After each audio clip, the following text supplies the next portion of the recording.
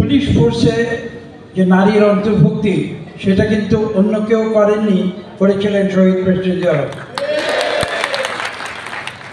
আজকে সেনাবাহিনীতে যে নারী রয়েছে, আমি বিনীতভাবে বলতে চাই, দেশনেত্রী বেগম খালেদা জিয়া আমাকে দায়িত্ব দিয়ে চট্টগ্রাম ভাটিয়ারিতে পাঠিয়েছিলেন। সেখানে আমি প্রস্তাব দিয়েছিলাম, সেটা বাস্তবায়ন করতে করতে হয়তো আমাদের সরকারের সময় হয়নি, কিন্তু প্রস্তাবটি কিন্তু আমরা বিএনপির পক্ষ থেকে প্রথম দিয়েছিলাম যে নারীরা সেনাবাহিনীর অন্তর্ভুক্ত।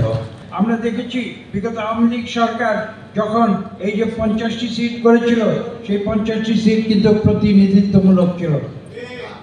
সেখানে একটি কোটা সিস্টেম করা হয়েছিল, যে কোটার বিরুদ্ধে আসলে ছাত্ররা সংগ্রাম করেছে। আমরা সেই কোটা আমরা অপসারণ করতে চাই। নারীর যে সংসদের স্থান, সেই স্থান হতে হবে জনপ্রতিনিধিত্বমূলক, এবং সেই জনপ্রতিনিধিত্বমূলক হতে গেলে নির্দিষ্টভাবে বলতে চাই, আমি বাংলাদেশের 64টি জেলায় 64টি নারীর জন্য আলাদা কনস্টিটিউয়েন্সি হবে, এবং সেই কনস্টিটিউয়েন্সি থেকে মেয়েরা সরাসরি ভোটে নির্বাচিত হয়ে তাদের একটা ওনারশিপ। নারীরা যখন সংসদে যাবে তারা সত্যিকার জনপ্রতিনিধি হবে। এখন যেটা হচ্ছে, এটা কিন্তু জনপ্রতিনিধি সত্যিকার হচ্ছে না।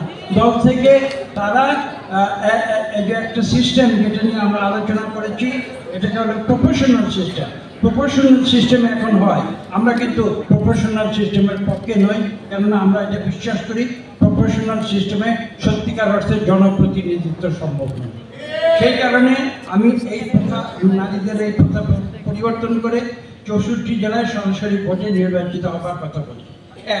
আর এটার দ্বিতীয় যে গুরুত্বপূর্ণ বিষয়, সেটি হচ্ছে যে নারীরা যারা সংসদ সদস্য ভবিষ্যতে হবেন, যদি আমরা সেটা করতে পারি, আল্লাহ তাআলা যদি সেই সুযোগ দেয়, তাহলে নারীরা সত্যিকার অর্থে দে উইল হ্যাভ ওনারশিপ। তারা জনগণের ওনারশিপ নেবে। যে যে জেলা থেকে ভোটে নির্বাচিত হয়ে যাবে, তারা সেই জেলার জন্য, মানুষের জন্য কাজ করবে। মহানগর মহিলা দলের সভানেত্রী, আমি যে প্রশ্নের উত্তর খুঁজছিলাম অলরেডি স্যার দিয়ে দিয়েছেন। আমি একজন জনপ্রতিনিধি, নারায়ণগঞ্জ সিটি কর্পোরেশনের কমিশনার ছিলাম। তখন আমি দেখেছি সংরক্ষিত আসন বলে একটি আসন রাখা হয়, যেখানে আসলে আমাদের কাজ করার কোনো অধিকারই থাকে না। আমরা 3 জন পুরুষের উপর মাথার উপর চড়ে বসে থাকি। একটা স্টুপিড পদ ওটা।